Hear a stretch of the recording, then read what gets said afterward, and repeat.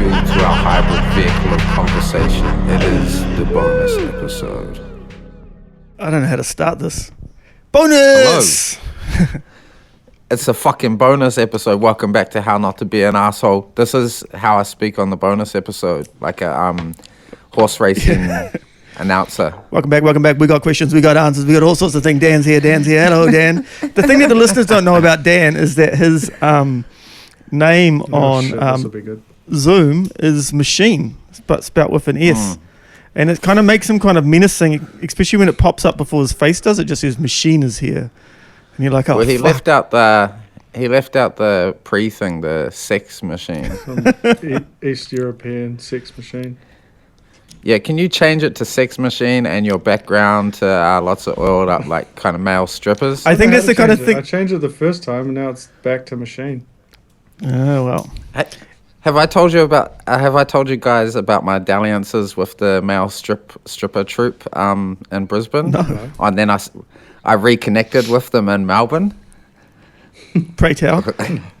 Oh, well, so my friend was working at the Sexpo, so I went up to hang out with her in Brisbane, and there was this stripper group, and they're called the Magic Men. Yeah. And I would purposefully refer to their faces as the Magic Boys. Yeah.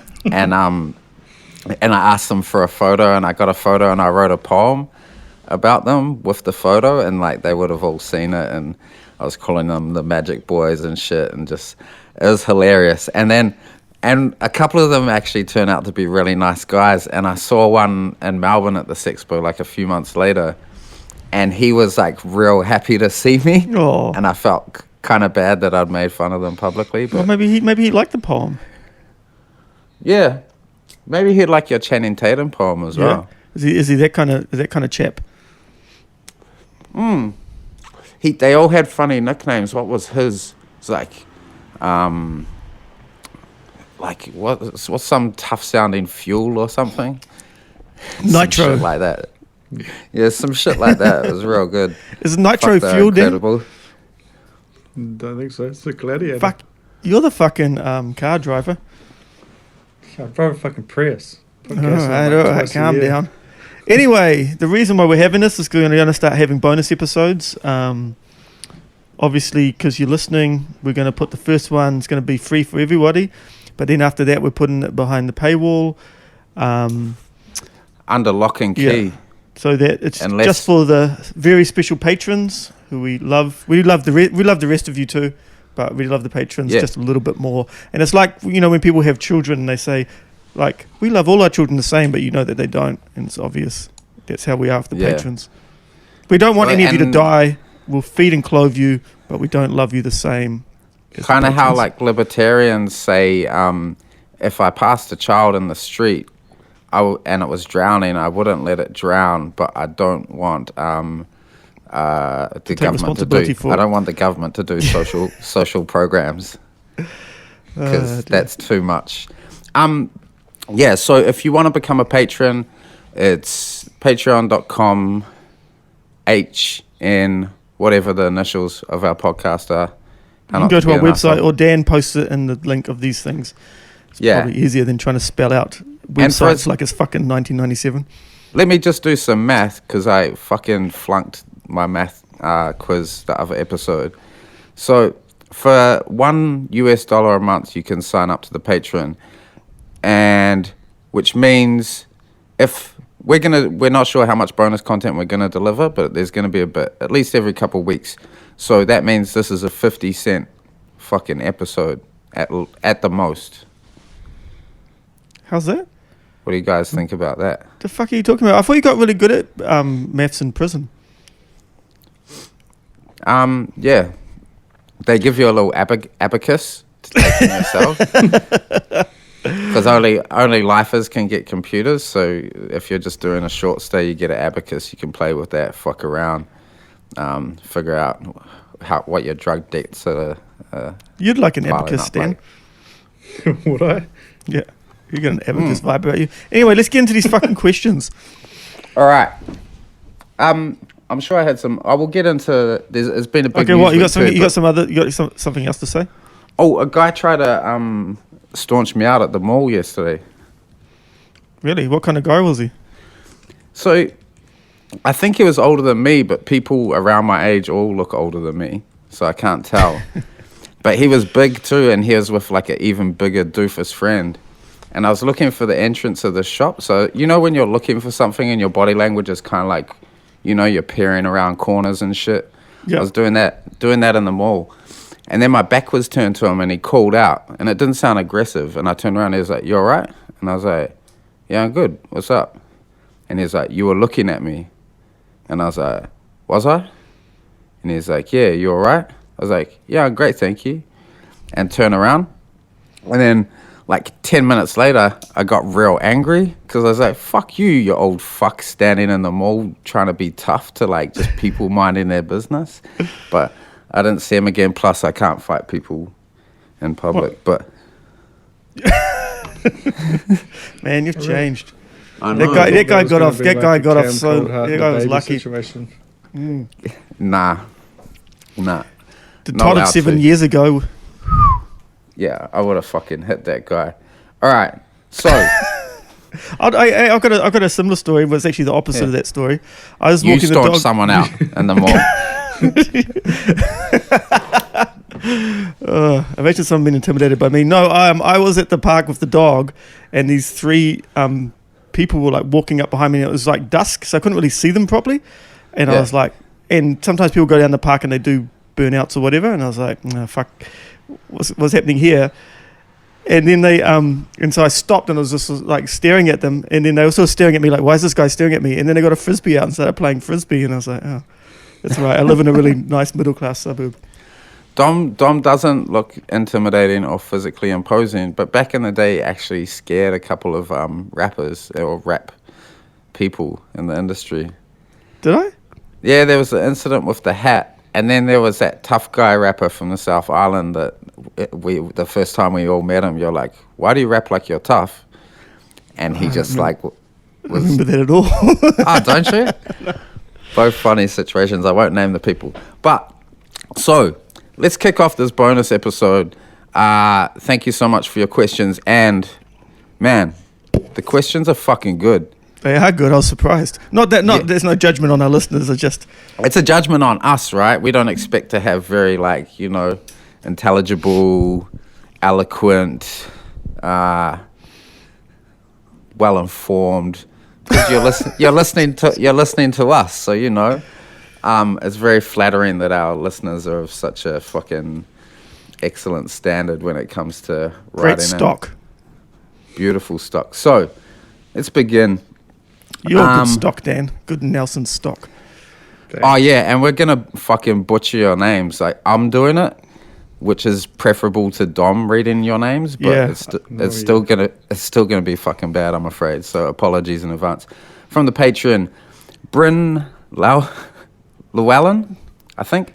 Question for the podcast. First of all, thanks for the podcast. It's allowed me to hear from different voices and perspectives outside of my semi-privileged bubble and made me think I can live and contribute more positively within my community. My question is, can you describe in your own words and perspective what neoliberalism is and how it affects us in New Zealand? Cheers. Okay, so neoliberalism is basically the belief in the free market, so that the market, we should let the market decide. You know, if you remove as much, if you sort of privatize everything, if you remove as much protections as possible, gut the welfare system, then the market will sort everything out. Let the rich get as rich as possible, and the money will trickle down to the poor, and everyone will be happy, and everything will be amazing. Which is proven. Trickle-down economics is proven not to work, right? Well, I mean, I think our country's a really great example of that not working. Yeah. I think another good example of neoliberalism, like a specific, easy-to-grasp example, is American healthcare, right? Yeah. Where it's all privatized, and it's a fucking mess, and if you don't have a job with healthcare or lots of money and you get sick, you're likely to be in heaps of trouble, or you might fucking die. Sorry. Yeah. Speaking of dying. I'm not feeling too well at the moment. I hope it's not the COVID. But one way I was told I was taught to me was that basically, it sees the citizens as consumers, and I think something that really important to take into account with it is that it's all about individualism. So just say if me and Dan, we were both born in Auckland, but Dan does really well and I do really poorly. Even though Dan had went to King's and he got his parents paid for everything for him, and I didn't have any of that, but that's my fault, not and he's a genius. That it sort of looks at it that way, and it ignores all the sort of systematic like advantages and oppression that comes from living in the system that we live in.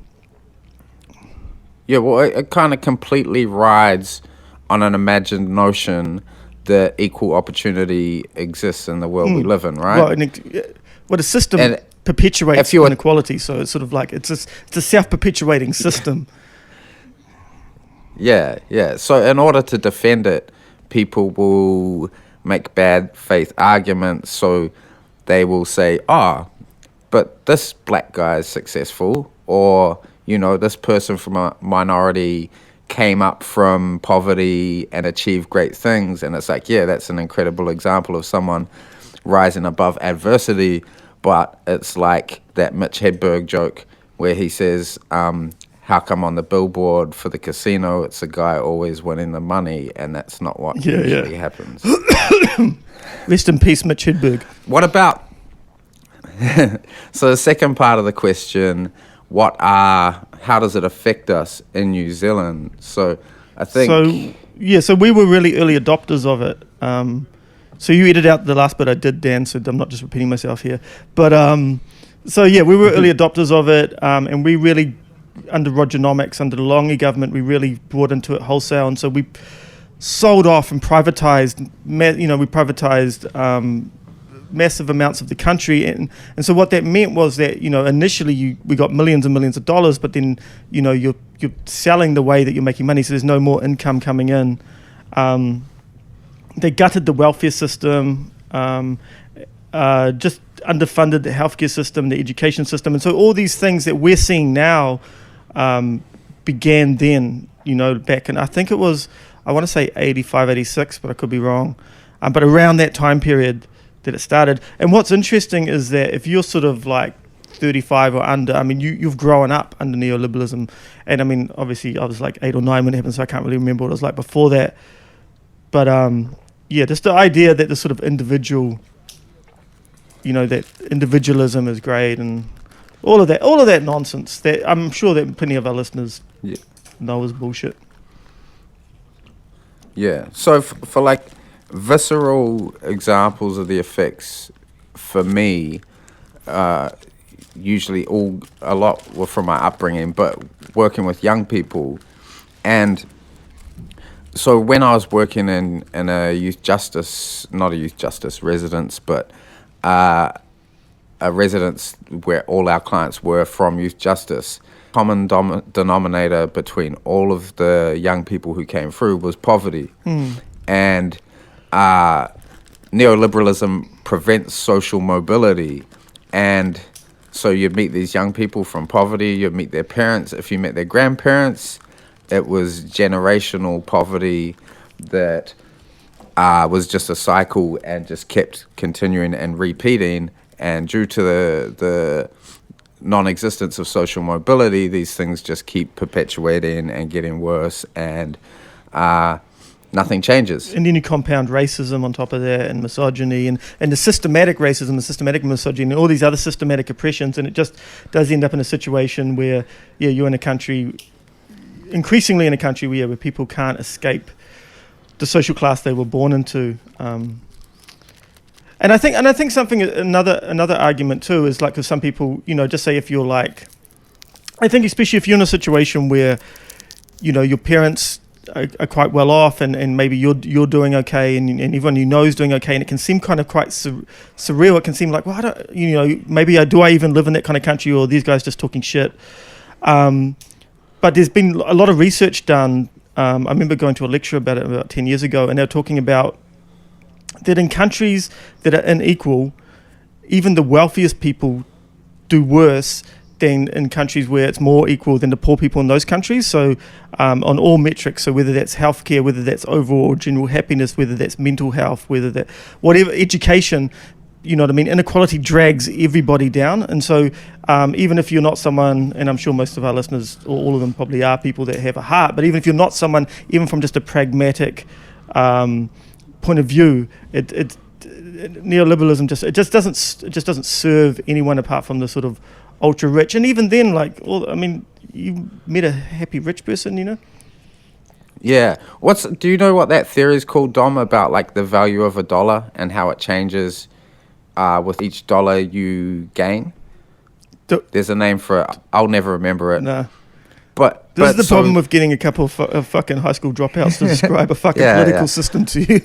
I can explain the theory though, or it's pretty straightforward, right? The richer you get, the less a dollar is of value to you. So, and the neoliberalism and with the rich getting richer, they put money away. Poor people get extra dollars. They spend it. It boosts the economy. So, in order for economic growth, the have-nots need to have more, and that promotes more economic growth. Rich people just getting really ridiculously rich doesn't promote as much economic growth as poorer people having the money. Hard out. But yeah, so hopefully that explained it in a really roundabout, rambly way. But I think. Oh, no, you got some point more. Though. Here we go. We're back. Sorry, that's all good. But just another good 20 point questions to get through. So neoliberalism, capitalism promotes the idea that the objective of our lives is to gain material things and money, and promotes individualism and think about what makes you happy. Like, I like fucking shoes and shit, but nothing feels as good as community. Nothing is as fulfilling or joyful or special as community. And the more we are pulled towards individualism, the more we lose community and the less happy people are. Well, that's why loneliness is so rife. You know, I mean, public space. I actually know a guest we could potentially get on to talk about that idea that public space has just been completely destroyed. And so there's nowhere you can go in public and just be without it being, you know, around money and commerce and what that does to people psychologically. Yeah, but I mean, I think if you're interested in this, I'm just trying to think who's a good person to read about this specifically. Can't think of anyone now, but I know a good Guardian article I'll give to Dan. Dan, can you make a note of that, because I'm going to forget. But I'll give to Dan. It was a couple of years old now, but you know, it's not like we're not living under the exact same fucking system, so it's still just as relevant. And yeah. Nice. Before we move on, and thank you, Bryn. Thank you, Bryn. Sorry, was that Bryn? Before we move on to the next question. Todd. Yeah, sorry. I don't know what's up with my fucking Wi-Fi and shit.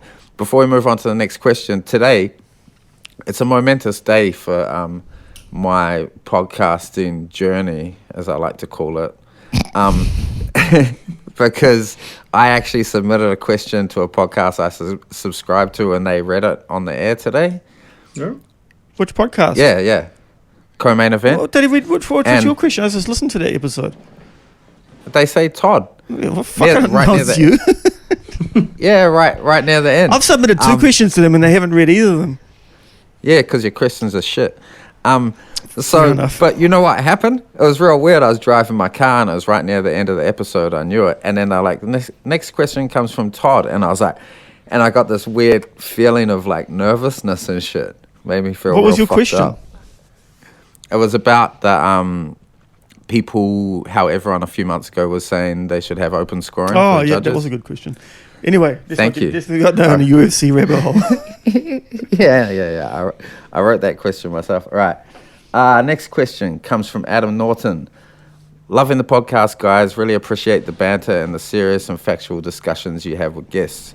It's nice to hear other people share their honest opinion without the advertisers and bosses controlling your lips. Yeah, no bosses here. Dan's a bit bossy sometimes. Yeah, it's a little False. Would like to know more about your past, the recording careers. Also, who would you want to collaborate or share a beer with, dead or alive? Holy. Sure, Adam. Do you want to hit that, Dom? Past. I've got my collaborators and drinkers. Have you just fucking got this all sorted out already? Yeah, I made some notes. Jeez, you look bad here. Right, you go and I'll think of someone. Yeah, so take a second. Collaborate. It's someone I've already collaborated with because I'm a fucking weirdo and I don't really like making music with people. But, and I wanted to do it a few years ago. It'll never happen now, but I would like Mzwetu to produce a whole project for me because I haven't really ever worked with anyone. You collaborate dead or alive and you choose Mzwetu. Like, no offense to Mzwetu, he's amazing, but... Yeah. I know, like, I know it might be a bit of a bummer for people, but yeah. Mzwetu, because he got me to do some shit I didn't think I could do, and I feel like he would make a good project with me. And person I'd have a drink with is Senator Bernie Sanders, because I'm fucking besotted with him. Just before COVID hit, I'd lined up, I was getting a Bernie Sanders tattoo. I was going to get a machine gun on my kneecap, and it was going to say Protect Bernard around it. And then everything went to shit. You can still get it. Yeah, I will still get it. The two people I'm thinking of, I don't know how to pronounce their names, so I'm just going to butcher them. But collaborating, I guess one of my... actually, no, I'll change it to someone whose name I can actually pronounce. Would be good. Laurie Anderson, who's kind of a performance poet, I guess, but like also a performance artist. If you don't know her work, you should check it out. So she did a song called Oh Superman back in the 80s. And it's a pretty fucking weird song. And I read this interview with her where she's like, I made 500 records and they sold, so I made another 500 and then they sold and I made another 500 and they sold. And she's like, so I had to keep making records. And then it ended up selling like, I think like 6 million or something. And so obviously eventually she got on a record label and it was number one. People might know it used to be the song in the car crash ad, the and the person goes through the windscreen. Yeah. So that's Laurie Anderson, cool. But she does heaps of amazing stuff. I really recommend checking her out. It makes a lot of sense that song was made by a performance artist. You know who I think was super inspired by that with their first EP? Who's that? FKA Twigs. That's a good point, actually. Do you know that rapper that you were talking to in the States ages ago? He samples that song. Who are you talking about? I don't know. Some rapper. He was kind of he didn't really blow up, but he was like dope. Grand Marshal? Maybe. Anyway, this is about me, not Grand Marshal. Who would I have a beer with? I'd probably need a translator because I think he only speaks French, but he's dead now. But would be, and this is the name I'm going to butcher, Guy Debord, who was the leader of the Situationists, who were a political group in the 50s and 60s in France. And they believed that the sort of only way you can sort of exist with any kind of like freedom or create with any freedom within capitalism was sort of in between the cracks of the spectacle that we all live under, this great spectacle that's constantly distracting us and filling our minds with bullshit. And there's a really simple way of putting it, but you should check out his work as well. But he's a fucking maniac and incredible artist, and just like so much art that I'm into was directly influenced by him. We should do an episode on the Situationists. I'd love that. A lot of work, but worth. Yeah, I could call my dad, and he knows a bit about them. Oh, sick. Hey, so what about the beginning of the question? This is a lot of shit, though. Like, but what was our pasts? Would like to know more about your past and your recording careers. I think we talk about our past a lot, but yeah, and there's potential for a project we've got in mind, a podcast project that might cover a lot of that. But in short, for me, I was born. You're going back to when you're born. Yeah, that's where you.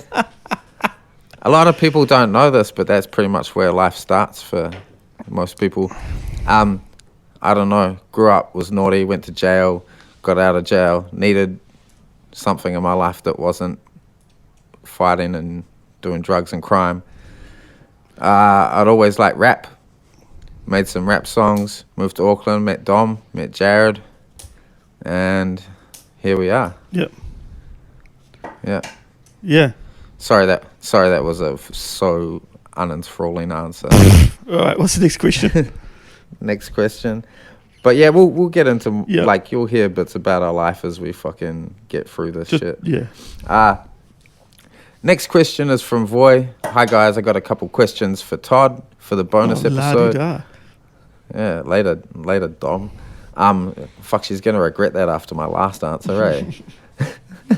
I would love to know more about the song by Cancer, Drip. I think it's a masterpiece. Is there a backstory to the song or the album? I always find myself coming back to it. The same was Still off the GGR album. Thanks again for bringing the podcast back. Best surprise of 2020. Cheers. Well, yeah, it's definitely better than a pandemic surprise, I guess.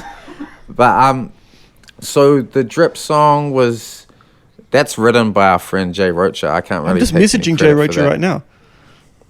Telling people still like Drip. Yeah, Jay. Yeah, I wish I could take credit for that song because I think it's really fucking good as well. But Jay wrote the hook and sent it to me with a hook and a verse, and then I added my shit, and then it was a song. And I guess backstory for Cancer, it was kind of funny actually, is when I first heard Jay rapping coming out of Christchurch, I was like quite aggy about him and his friends because they're kind of like doing the scumbag rap shit that me and my friends I thought were the first in New Zealand to do it. So I don't really like them. And then just at some point, I had to fucking admit that he was better than me and that I liked his shit. And and I asked him if he wanted to make an album with me, and we kind of started one. If it had come out at the time it was supposed to, I don't know what would have happened. You never know, but I feel like it might have been kind of, I don't know, a little bit groundbreaking or something for the time, especially for New Zealand.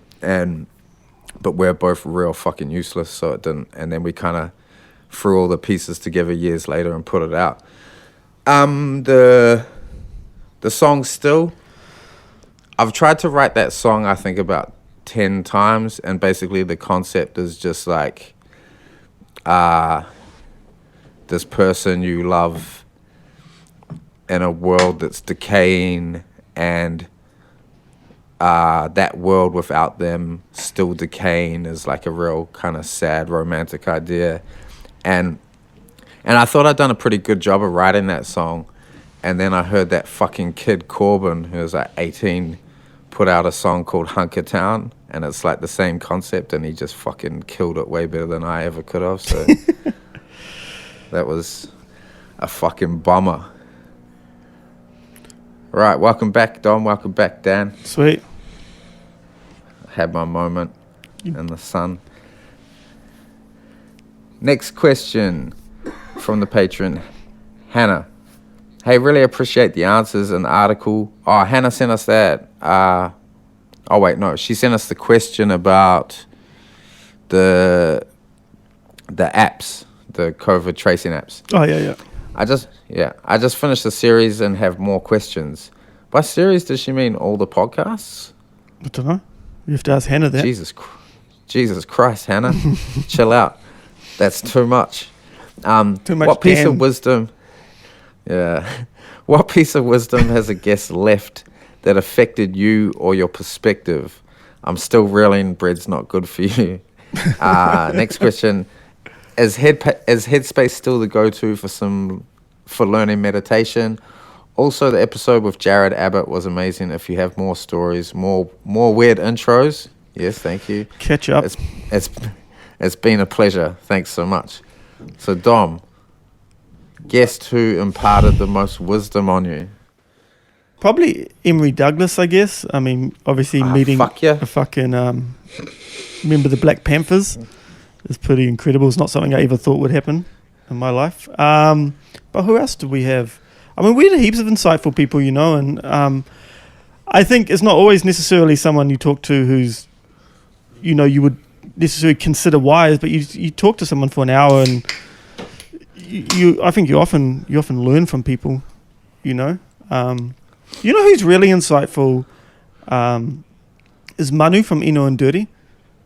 I can't really remember our podcast with him, but he came and did some work at Atawhai with us, and I remember he always just has this understated way of just saying something. You're like, fuck, you just really nailed that on the head. Yeah, and he's quite young, And so like I go around and hang with his crew and shit, and they're all young, and when you're partying and you're young and you're just like wilding out. Yeah. But so I'd always kind of like, or often end up in conversations with him because he's such a insightful and good conversationalist, and he's down to have like a talk about like big ideas and concepts and that sort of shit. Yeah, real interesting dude.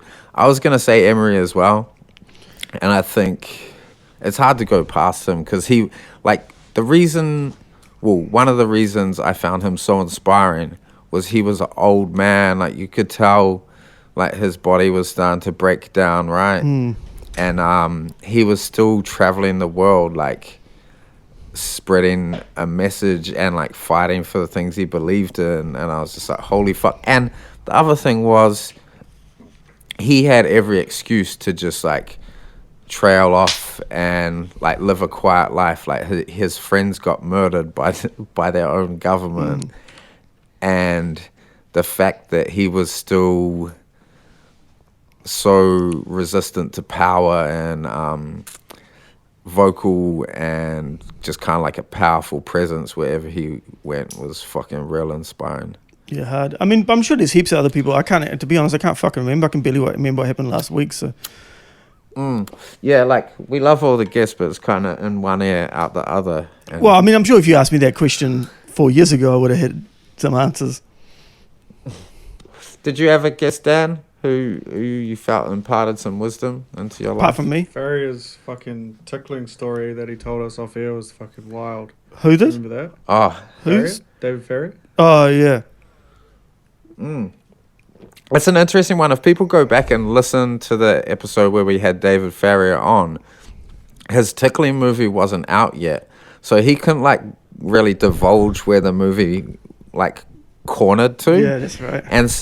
And so we're sat there talking to him about it, and it was real interesting. And then we went to the premiere, and just, like, because it kind of switches real quickly, like in the first 20 minutes or something.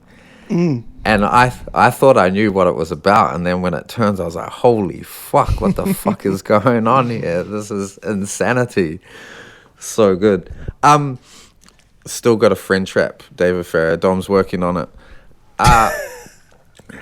Headspace, meditation app. Yeah, it's what I still use. I'll do some research. I'm sure there's some others. I know that Christina is working on some meditations which are really beautiful and have music and stuff. So I'll try and have an update with that. The other thing that I guess I'd recommend once we get out of COVID, if you're serious about meditation, would be to go and do a Vipassana retreat. So that's the 10-day retreat where you don't talk and you just meditate all day.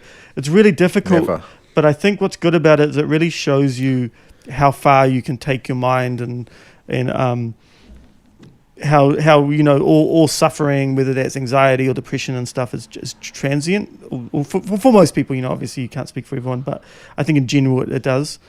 But yeah, I still use Headspace. I think it's good. It's simple, and it keeps you on task. It reminds you to meditate, obviously, and you can be like, shit, I'm just gonna do my 15 minutes now. Whereas when I was doing it by myself and timing it myself, it's easier to sort of trick yourself that you'd done it when you hadn't or whatever.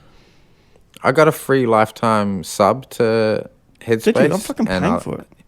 Yeah, I lost it though. Yeah. Do you like the guy's voice? I've had people tell me they don't like his voice. I'm indifferent. There's a woman's voice too. I haven't ever checked it out. Maybe I should switch it up. I really like the guy because he just kind of sounds like, he doesn't sound like some fucking guru or some bullshit. He just sounds like a normal ass dude, British guy. Just a rich monk. He's like, you're right, mate. You want to do some breathing? He sounds nothing like that. Maybe we could do a guided meditation on the next podcast. Oh fuck yeah! If you want to, yeah, hard out. Jared Abbott. We could have some Jared Abbott content coming. Yeah, we've got soon. Jared Abbott content coming. Don't you worry. More lies. Out the wazoo. Isn't that fucking lies? Oh, you guys want to see what you mean, Dan? Yeah. I used Headspace when I was having my boxing match, and I'd use it every day before I trained, and I fucking loved it, but I haven't really used it since. So you can tell I'm a ball of stress. Yeah, I did a lot of meditation before when I was doing my play before I went on stage, and it really helped. Fuck yeah. Like I was like, I think I've said it before, but I was super skeptical. And then because I found myself in a lot of situations now. Like I had to fucking give an hour talk with my brother at a university last year. And that's super nerve-wracking for me. So I find myself when I'm getting nervous, I'll count my breaths and do shit that I've learned from meditation, and it helps heaps. So there you fucking go. All right. Kate from the Patreon. Love the podcast, you guys. So nice to hear from such a range of talented and passionate people. I think she means the guests. It would be cool to hear more about your work with youth. You must hear some awful things and deal with people from really hard backgrounds. How does that affect you? How do you deal with it? How did you get into it? Big Domby. So I got into it. I was so I have an autoimmune disease, and had to come back from Australia. I was in Australia. I was saving up to move to Europe to go write a book, and then I got sick and I had to come home, and so I was basically in bed for a year. And I just happened to see this Facebook post that someone did that was talking about working with youth, and it's something I always wanted to do, and I hit them up and they hired me, which is just crazy looking back on it because I had no fucking experience. So I started working for this organisation called Narangatahi Toa, and which was where I learnt how to be a youth worker. It's funny thinking about this, Dom, because I remember at the time, I hadn't thought about this, but I remember thinking, I was like, I don't think Dom can be a youth worker.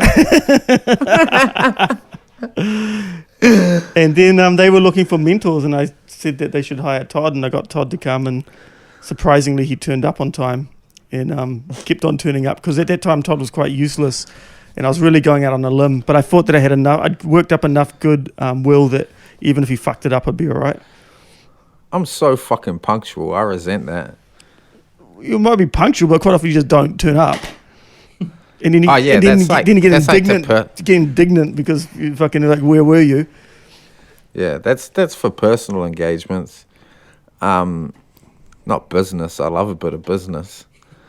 But I think that I've heard I don't know, like as far as like sort of, hearing depressing shit from people. I mean, I think you hear it just as much inspiring things, and I think it's, obviously people are living hard lives and stuff, but you also get to meet all these kids who are just insanely talented and smart, and you can help them to realize those talents and let them know that those talents are special and that they are special, because oftentimes they haven't been told that, and they don't realize that being able to do the things that they can do is unique and interesting. Yeah. I think like the resilience and strength in young people coming from tough backgrounds is so fucking beautiful, and like, so everything you do, all the like rough shit, all the awful shit you find out, the sadness and pain and all that is kind of like, it's surrounded by that beauty, like the strength and character of human spirit, and that's like super inspiring. And I think if you lost sight of that, then you probably shouldn't be doing that work anymore, because if you're not noticing that anymore, and I don't know how you couldn't not notice it. It's so abundant and like clear when you're working with young people. So it's like a lot of people who haven't been close to the work will often say, I don't know how you do that, must be so sad. And it's like, yeah, like occasionally it can be really tough and emotionally draining and sad and all those things, but for the most part it's like an incredible privilege, and you kind of like each opportunity you get to kind of be with young people. And it's like any job, sometimes you're on your way and you're like, oh man, I can't be fucked today, I don't have the energy. And then you get there and you fucking see the little cunts, and you're just like, man, you guys are like, they're incredible, like they're so fucking incredible. So yeah, many times I'm thinking I can't do today, and I'll get there, and like they kind of give you the energy you need. It's funny too, because like I remember when I started doing it and someone was like, yeah man, the young people are going to teach you as much as you're going to teach them. I was like, get the fuck out of here.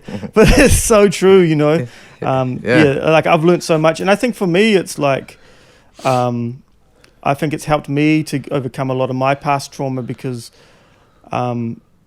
like these kids have oftentimes have quite different lives than I did growing up. But I guess when I was growing up, there was a lot of violence and a lot of craziness. And so I guess for being able to help other people through that, you kind of like heal yourself, which has been really, really amazing. Yeah, to a fucking great deal, man. Like working with young people has made me a person far better than I could have imagined. Like just five. It's funny when you see people you haven't seen for ages, and you're like, man, you're real different. Yeah, I think remember the first time I came back from Taranaki, and I think I saw you and Chrissy. Yeah, and I was just like loving my work in a real good place with it. And I think you guys commented on just like how I seemed, like my well-being was like evident to people that knew me well. But I think a big part of that is not just working with young people, but it's also being able to help people and have a job that's fucking meaningful. And I think that's the other thing, because, like you can have a job where you get paid a bunch and all of that, but if it's fucking pointless, it eats at your soul, Yeah, fuck yeah. So, and like lots of people, I guess, ask me often too, how do you get into it? And I guess like for Dom and I, both our experiences were pretty fortunate, where we kind of came in and we didn't start with a big institution. That has its follies as well. But I think, a good way is to find an organization you like. Try and suss it out a bit, but just offer some services to them. See if you can help out. And if you're good at it, they'll find a way to fit you in. If you're really good, you have a heart for it. I think the other... no, you go. But and then another thing people often will say to me is like, I'd love to do that, but I don't think I have the relevant life experience or whatever. And so, sure, like some commonality between you and the young people you work with can help, but that you don't need that at all. Like a willingness or a natural desire to understand people is just as good as understanding them, because as much as you might understand someone's situation, it's still their unique individual situation. It's not yours. So in the work, you're not being like, yeah, man, I get it. I know. You're fucking never doing that, because that's fucking patronizing bullshit.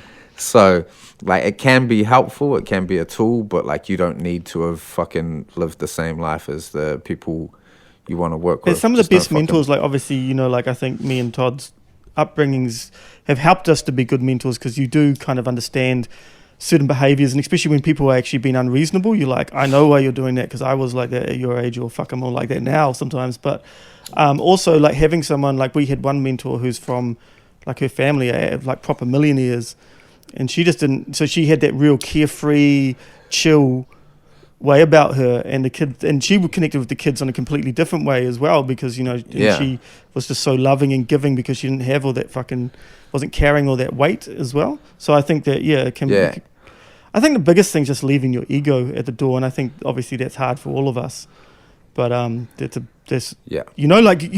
we all know people, right, that have done that job and they can't do that, and it's just a fucking big mess. It's a fucking nightmare.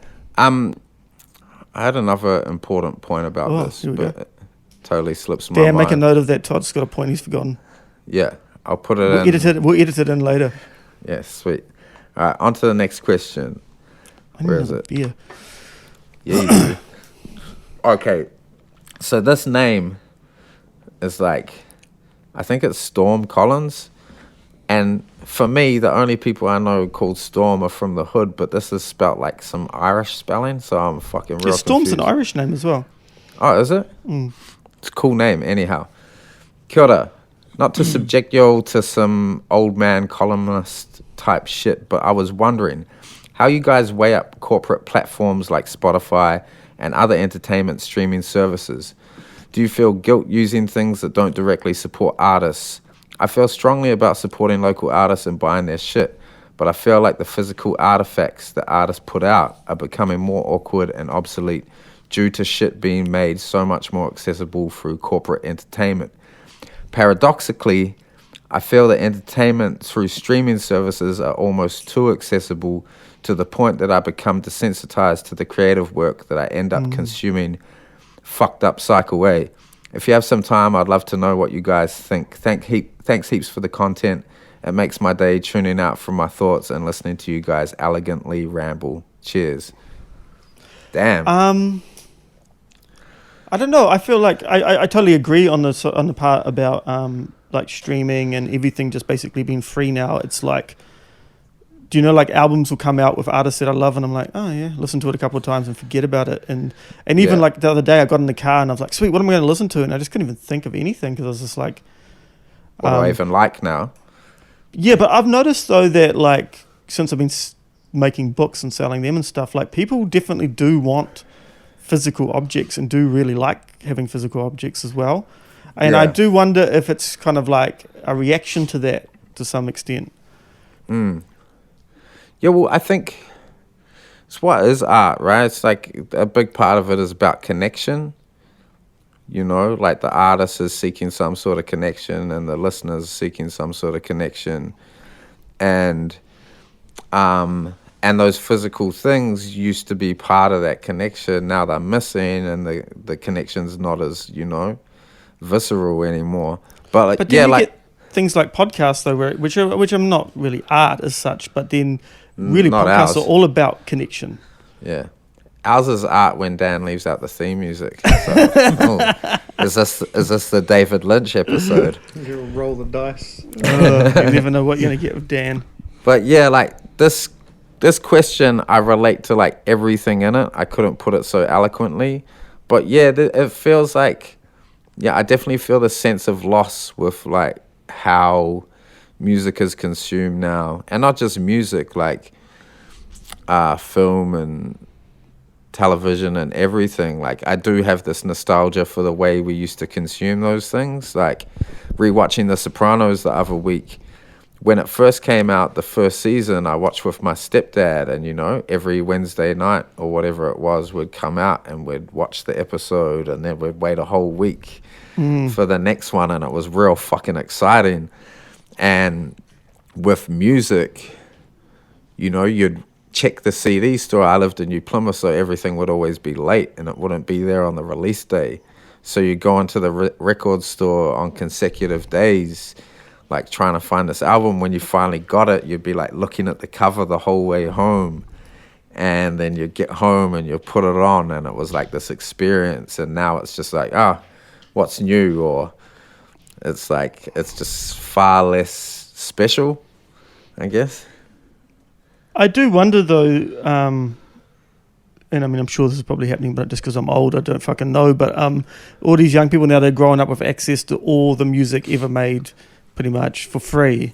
I mean, surely that's going to create new things, you know, new art, new music, new sound, you know, because that was the other thing is like, you know, you sometimes you'd only have fucking 4 CDs, and those are the 4 CDs you just listen to until someone gave you another one or whatever. Like, yeah. So it was quite limited, and I think in some ways that can make your style, because you know limitations often, help make your style. But I don't know. But as far as supporting corporations, I mean, I think you kind of I think obviously it sucks, and I think that it could be another way really easily.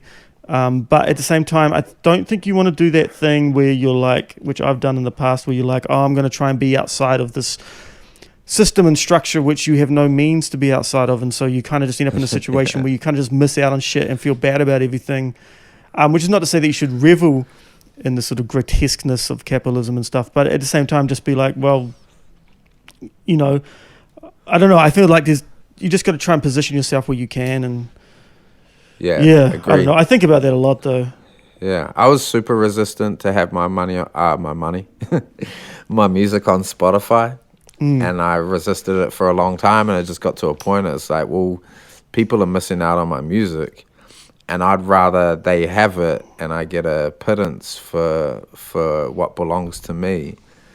And I mean, like, fuck, the longer you do music, the more you get used to feeling fucking like shat on. And but that's the thing, man, it's not like record labels not fucking people over anyway, you know what I mean? Yeah, so it's all the same shit. And like Dom said, like, that's a real important point, is like, yeah, you can be resistant and fucking not participate, but that just kind of leaves you in a worse position. So yeah, you don't want to shoot yourself in the foot too much.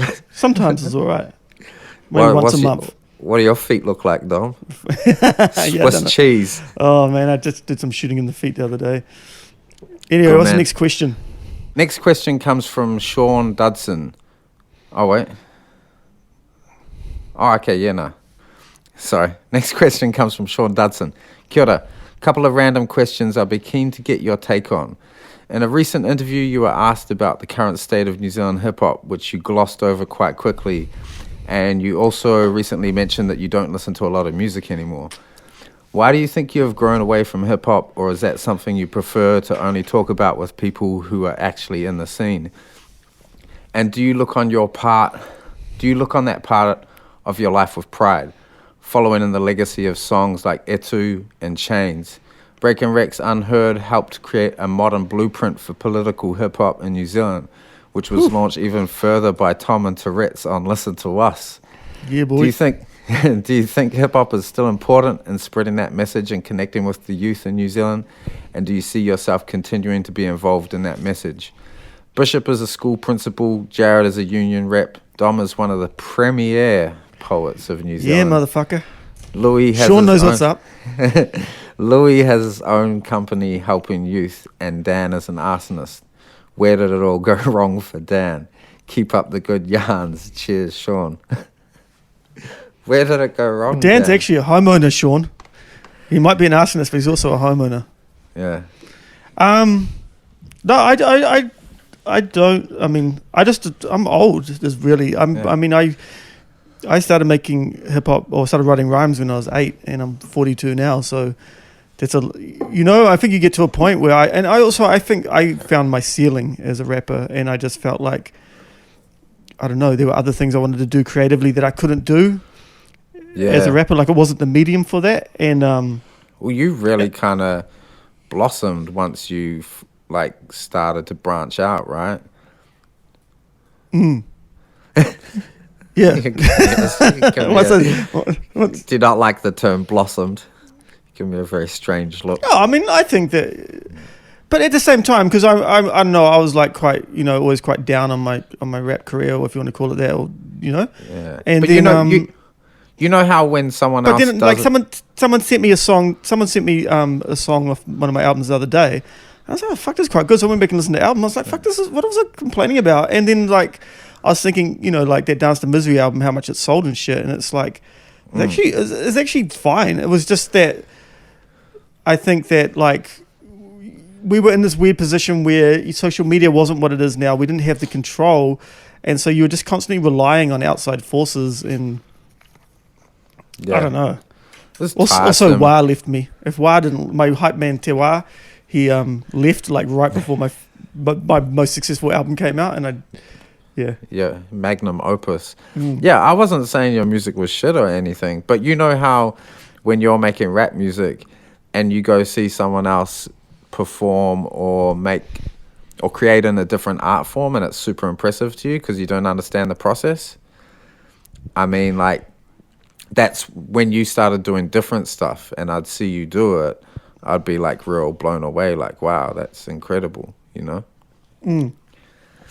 I think also like just because you're doing something, it doesn't mean that you necessarily find where it fits. And as an artist, like, that's something I've definitely realized in my old age. Like, I always used to think, if you just work hard enough and you have the talent, you're going to find how the pieces fit. But it's just not necessarily true. Like, I see it all the time with my students. Like, some of them have just got so much talent, but they just they haven't quite figured it out yet. You know what I mean? Yeah. Well, it's a long fucking process, right? If you really want to create something unique and individual, that's a really long process. And it's quite a thankless one in general, and I think that's the other thing. You know what I mean? Yeah, like, hell yeah. But no, I mean, I don't really listen to much hip hop, but it doesn't mean that I'm not, like, I still kind of relate to it, and I think so much of what I do is informed by that, and my attitudes around making art, and the way that I make art, and the way that I perform, and the way that I structure all that stuff is totally from hip hop. And like, yeah, like, I still feel connected to it. It's just like I don't really listen to it, if that makes sense. Like, yeah, I listen to rap music predominantly still, and Like, I still have this slight desire to make it. Like, I started working on a project earlier this year, and I got quite excited about it for a couple of weeks. And then, like, the emotions I was experiencing at the time passed, and then so did my motivation. I was actually going to do a project with the producer from Fortunes. Oh, awesome. If people are familiar with them. Yeah, it would have been quite cool. Still could happen. Who fucking knows? But, yeah, like, I listen to rap and I listen to, like, the kids I work with, I know most of the music they listen to. In fact, that must be a big help. Yeah. Because I have no idea what anyone's fucking talking about. Yeah, I can put them onto stuff that's current that they don't know. So I'm still, like, a massive fan. And I listen to, like, real stupid rap. Like, today I was in my car and I was listening to the song by this guy, Adam Killer, called Fart on Me. And he's like, in the hook he says, I like it nasty, fart on me, and then does like an ad-lib of a fart noise. And so that's where my dignity and maturity is at 40 years old. So for the listeners, we used to go on tour and then Todd just make me listen to shit like that just for hours and just be like, fuck, man. And the thing is that we like some of the same artists, but he refused to listen to any of them. It's always just like, just some fucking idiot. You know who I'd rather be? I'd rather be the guy listening to Fart on Me than like the 40-year-old podcaster listening to fucking Run the Jewels. Oh, I don't mind Run the Jewels. Run the Jewels fucking suck. It's for nerds. Fuck Run the Jewels. Is this a personal attack? On who? On me? No, it's more of a personal attack. I'm joking. No, yeah, I mean, I don't know. I'd rather that LP was making solo music, but or Anchor Mike actually. Yeah, I like both of them as solo artists. Run the Jewels is fucking boring. It is. It's sort of like both of them are but it often happens when people collaborate, both compromise to find a middle ground. But I think one thing that I think of course coming back to the question about like whether what was it like that hip hop has a and there's always going to be there, you know, like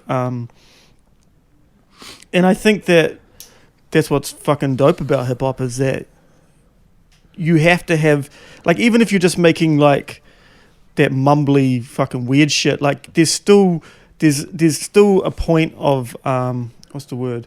There's still you still have to be at a certain level to partake, and I think that's important. And you know, I mean, I think that being involved in other scenes and communities where it doesn't have that, and I find it so fucking frustrating that any fucking bozo can get up and do it and and is allowed to do it. I'm like, nah, man, like it's not like you should never be allowed it, but you should spend, you know, fucking 5-10 years in your bedroom getting good at it before you subject other people to that. And that I think, as much as rap music gets diluted in the mainstream, there's like millions of artists from like backgrounds that has provided them with the proclivity toward rap music, right? And those people were always going to exist, and their existence and their voice in itself was political. Like people from those places and marginalized people and whatever the fuck they're talking about, their existence and their platform is political and important. And I think for that reason, I always loved that music. Hard.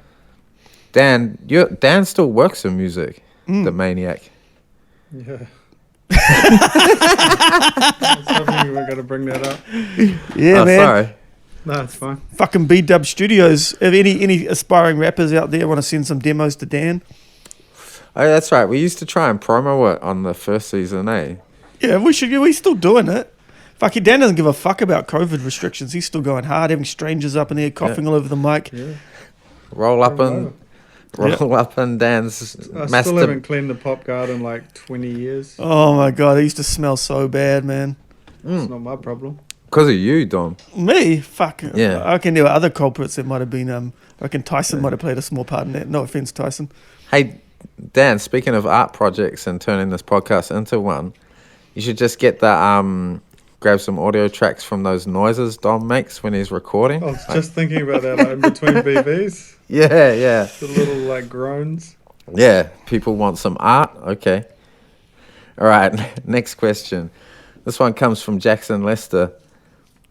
Did I read that correctly? Yeah. Hey, bros. Want to say big up for the guests you've had on the show so far. It's been a good spread of interesting characters. Particularly enjoyed the Tom Scott feature and the discussion around what it's like to be a full-time creative in New Zealand. What a strange time to be living in, re the pandemic. It's been dope to hear your insights each week and to know the world isn't just full of arseholes. We are arseholes, I can assure you. Maybe a point of discussion, if it hasn't already been covered, is how you guys see the world playing out over the next 6 months, year, 2 years, once everyone has lost their jobs and the thin facade of our capitalist economy starts to fade. How do you think the world will adapt, both generally and in terms of creative industries evolving to stay afloat? Cheers, Jackson. Holy shit, I've had too many beers. That's a hard-out fucking question. Right. Yeah, I might be a bit pissed too.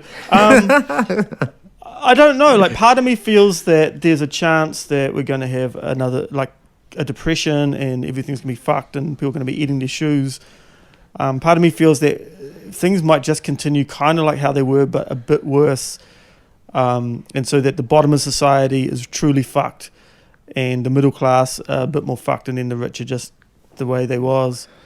But then I guess the third part of me, and I guess the thing that I hope happens, is that people have seen from being at home that maybe their job, they don't need to go to the fucking office to do their job, or maybe their job doesn't even fucking matter, and that the government can just give them money, the government can just put homeless people in houses, can just do these massive changes at a click of a finger, and that we demand that they continue to do that. I mean, the fact that the minute the fucking lockdown went up, everyone went to McDonald's doesn't fill me with hope, but There's, you know. Yeah, I don't have a great sense of how things are going to play out, and I feel like I listen to what people way smarter than myself, and they don't have a great sense of it either, so I can take some comfort in that. But there definitely does seem to be an opportunity here with all that people have learnt over this time about what is valuable, what matters, what people's labor is worth, and fuck, I hope that sticks somehow. I can't help but be real bummed out that, like, Corbyn got sabotaged and to become leader in the UK, and that Bernie Sanders got sabotaged in the States, because if Corbyn was the Prime Minister of the UK right now and Bernie Sanders was going against Trump in the States, then as like pretty big Western nations, that could have predicated some massive change around the world. Like, I saw Ardern yesterday, I think, talking about the possibility of a 4-day working week post-COVID. So there's these ideas that used to seem like a fantasy dream world before, that people are entertaining, and like politicians, like big public figures, are entertaining. Well, the UBI, now. the Universal Basic Income in Spain, I mean, that's just, people have been talking about that shit forever. And the thing is that I remember people talking about it in the 90s, like my dad and his friends and Lubin and those people, and it just seemed like, you know, this amazing idea, but that could never happen. And now, it's literally happening. And so it's, there was hope. And for this podcast, like, if we want to fulfill what our ideal purpose is too, like, we need to do some thinking about, you know, we have a small listenership at the moment, but we're trying to grow it. But we have an election coming up in New Zealand, and we have people like Kaya Spark, who we had on the other week, who is running against incumbent who fucking voted no on the abortion law reform bill. And, you know, there's these exciting young people with progressive politics who are beginning, like, and so... Well, not just progressive, like actually radical as well, you know, like radical politics. Yeah, and so thinking of ways where we can support those people and get behind them and campaign for them is, I think very crucial at the moment, because those people are thinking about the future and this moment. They truly grasp it, and they have fucking fresh ideas rather than the stale old bullshit we've been subjected to. Hard out. Can you put the sound of like a gong there, Dan?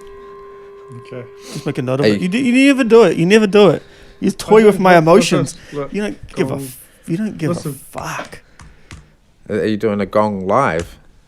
No, I just typed gong. Oh, okay. Exclamation mark. Yeah. I thought you were going to do a live one. I was going to go, all right. Yeah, Dan needs a soundboard like those fucking radio DJs in the States. You should hook up the machine since that's your name. All right, we're getting towards the end of this. We got a few short. All right. I've already done. Oh, right, did come you? on. Towards? But this is perhaps... How long has this been going for, Dan? Hour and 10. Oh, good. Because you got to edit out the bit where Todd had a person in the bit where I started neoliberalism with the most complicated part of it. Yeah, edit out the bits where I sounded stupid as well, please. Yeah. Okay. Replace them with like some art music. Or can you just fill in for Todd and make him sound smart? Yeah, please. Yeah, sure. Edit that out and post. From Nomad Max, and this is on Instagram. Just a reminder in future, your questions from Instagram won't count. It'll be patrons only. Discuss, but I love this one. Discuss which season of The Wire is your favorite and rate the cast top 10. We've had so much mail about people saying please do a series on The Wire on the podcast. There's actually a podcast that's already doing it though. Like, is it well done?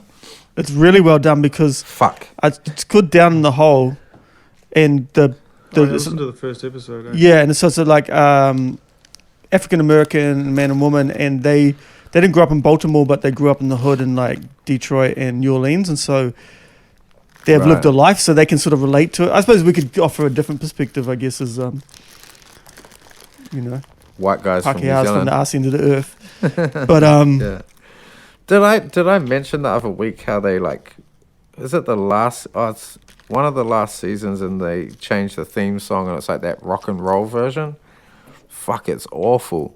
Can't believe such a good show. I don't know why they just didn't keep the Tom Waits one the whole time. Yeah, that was fine. That would have worked for me. Best season. I don't know, man. I'm really torn between 3 and 2, because 3's like the one where everything sort of comes together and.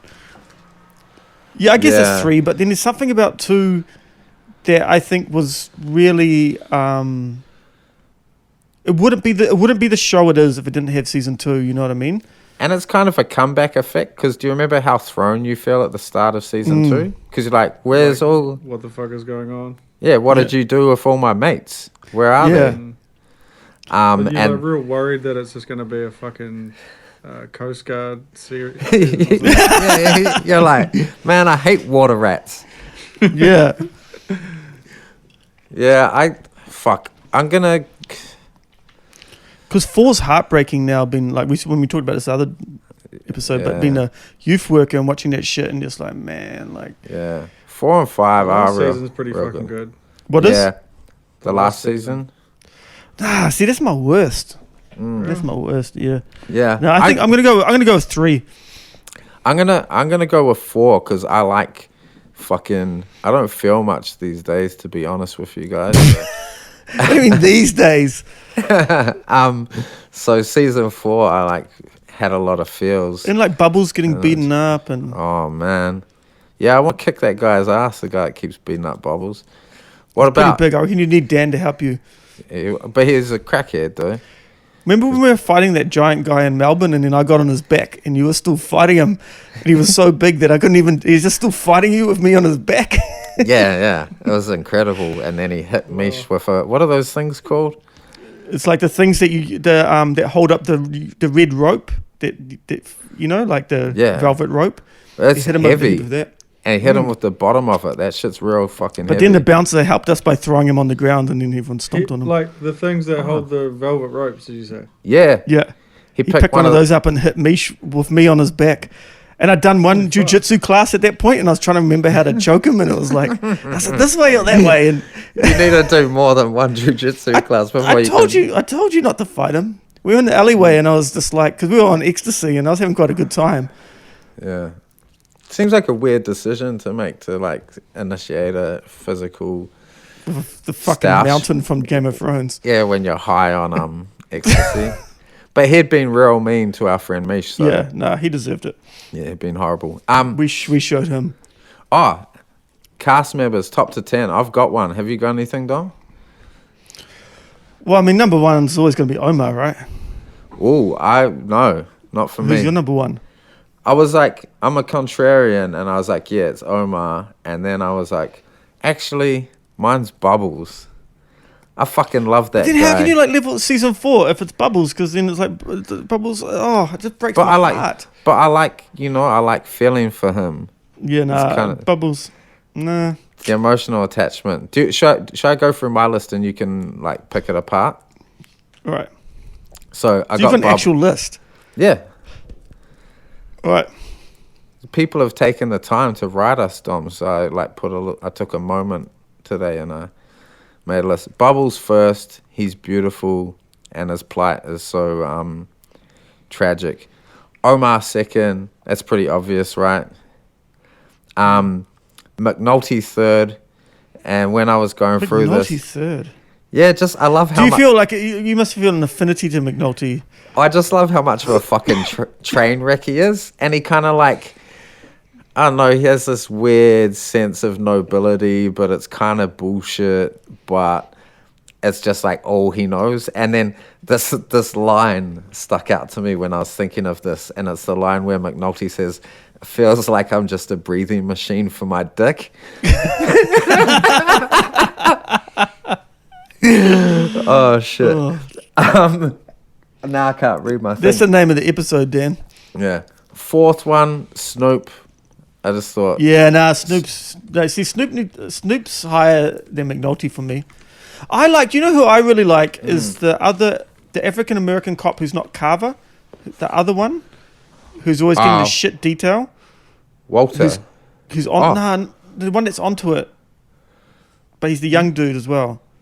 Oh, yeah. But you don't really know his name, eh? Yeah, you do know his name. What the fuck is his name? Do you mean the real affable? The handsome one. Yeah. I know who you mean. The one that serves Clay Davis at the end. Yeah. That guy. What's his name? Fuck knows. Anyway, that motherfucker. I really like his character because he's kind of like, he's always kind of put upon and you can tell that he's kind of a bit brilliant, but he's just. Yeah. It's never going to be realized because of the way that the fucking police department's structured. Yeah. Maybe we should do a fucking Wire rewatch podcast. Perhaps. I'm into it. This is going better than I thought it would. So Snoop, for obvious reasons again, and her backstory is real cool as well. Number 5, I have the big boy Bunk. Because, yeah. Yeah, see, I think you have a lot in common with Bunk in some ways, Todd. Yeah. You're like a cross between Tony Soprano and Bunk. Yeah, I like that. I could fucking live with that. Number 6, I got, and this is like the same as my Bubbles pick, but Daquan. Oh. And like, if you've ever lived in state housing, you will have known a kid like Daquan or Dookie, and that's why I fucking love him. And his story's heartbreaking as well, man. Fucking hell.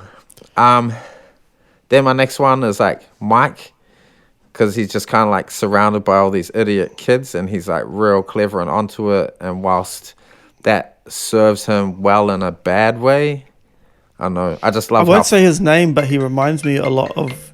Yeah. What's that, Dan? Of one of the kids that we work with. I know the person you're talking about. Yeah.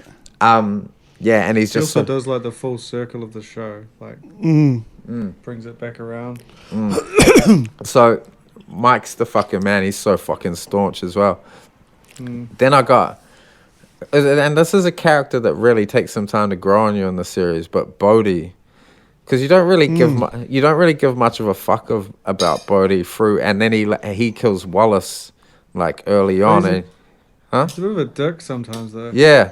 But then, remember at the end, and he's like, he wants to fight for his corner, and they're telling him to stand down, and he's like, nah, I'm going to fight for this corner, and then you're like, oh shit, Bodhi's like, got heart.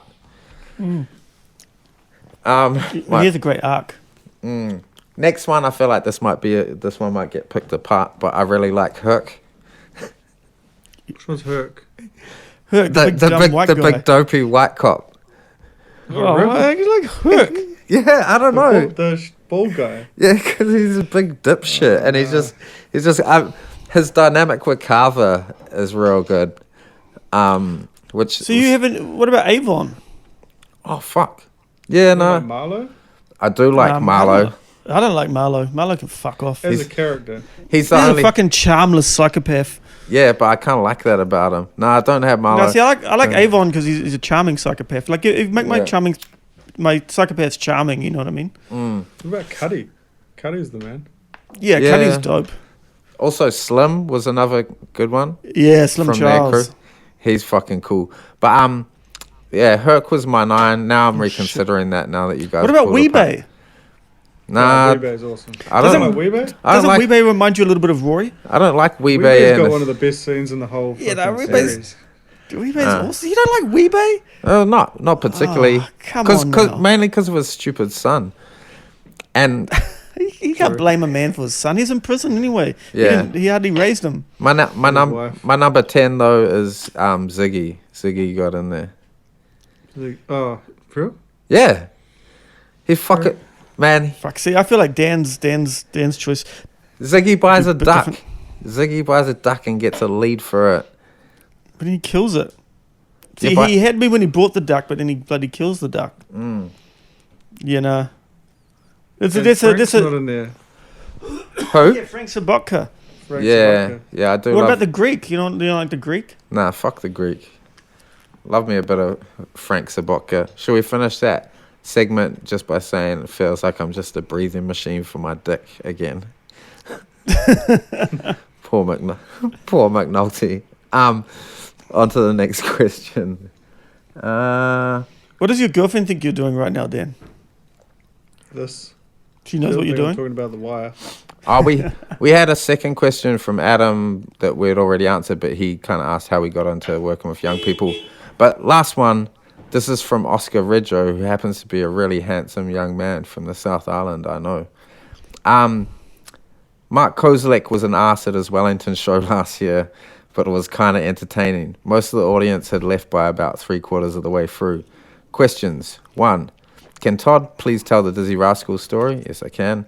2. Dominic, how do you feel about people reading your poetry versus seeing and hearing you perform it? I enjoy reading it way more when I can clearly imagine how you deliver it. Thanks, guys. It is legit one of my favorite podcasts, even if it did spoil the end of Sopranos for me. Guess that teaches me for waiting for a pandemic to watch it. Yeah, you did wait a while, Oscar. Did we spoil it, or did I spoil it? Yeah, you had out. I remember when you were saying. I told you when you were saying it. You talked about the end, or whether or not he dies. I guess I just figured everyone had seen it. Sorry, Oscar. I'm fucking like, this is an actual sincere apology. I'm sorry, because oh, shut up! You're just drunk now. What's the question? Your poetry. Dizzy Rascal. Oh, Dizzy Rascal? Dizzy Rascal? Oh, yeah. It's not that interesting, actually, but it was funny at the time. But we're opening for Dizzy Rascal, and it was just after Boy in the Corner came out. I think he would have been like 18, 19 years old. And we're in the back room. I was a lot more brash in those days. I'd never do something like this now, perhaps. Excuse me. And I'd seen his rider as we went through, and it was like quite extravagant.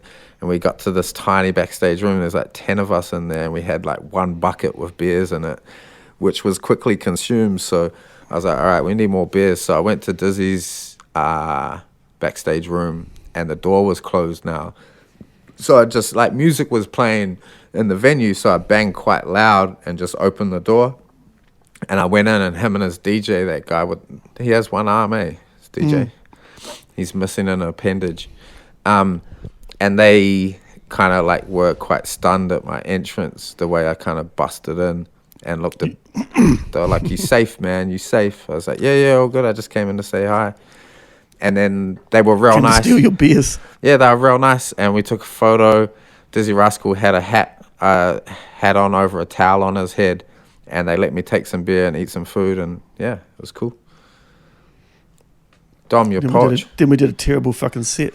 Did we? Was it bad? It was so bad. Oh, I can't remember, thankfully. We were so drunk, and none of the beats were mastered, and everyone was just like, what the fuck? And then we went to that weird bar on Victoria Street afterwards and just got wasted, and I think there was a fight. Anyway, I think that's when Roy stepped those guys out for this. That guy was picking on Josh, and then Roy stepped him out for his Timberlands. Good stuff. Poetic justice. What was the question? It was. Do you feel weird about people reading your poetry? Wait, sorry, I'll go back to it specifically. Where is it? Dominic, how do you feel about people reading your poetry versus seeing and hearing you perform it? I enjoy reading it way more when I can clearly imagine how you deliver it.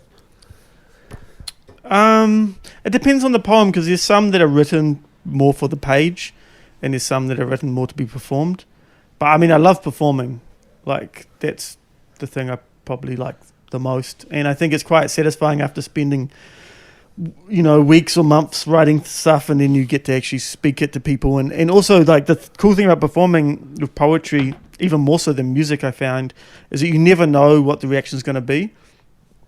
So I've written things in the past where I've been like, it's all right, and you do it and people just fucking love it, and vice versa. And yeah, no, I actually, this year I was meant to do some insane amount of shows pre-COVID. I was meant to tour Australia and Europe, but all good. Now get to do this podcast instead, just the same. Now you're having a big old break. I actually like my nice gestures are few and far between, but when I do them, they're real meaningful. And Dom was supposed to come here, and I went out and I bought this enormous tub of peanut butter because he loves peanut butter, and I was like, I can't wait to fucking show Dom the enormous tub of peanut butter, and then he couldn't come. So next time, fucking bullshit. But maybe when they open the bubble up. All right.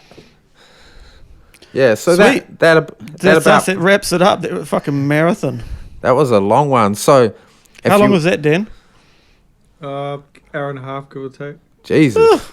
Let's go. Okay, so just to reiterate, this is the only bonus episode that is free to all. From now on, it'll be for patrons only. After this, you got to pay. Listen. Thank you so much for the questions. It's actually like we've been looking forward to this, like a chance to actually interact with the audience. It's quite refreshing. Because sometimes it does just feel like, just talking to Dan. Yeah, listen to us talk to Dan. Yo, Dan. So thank you once again. We'll be back with the regular podcast next week, and go to the Patreon, sign up $1 a month, do all that shit. Thank you for listening. Woo.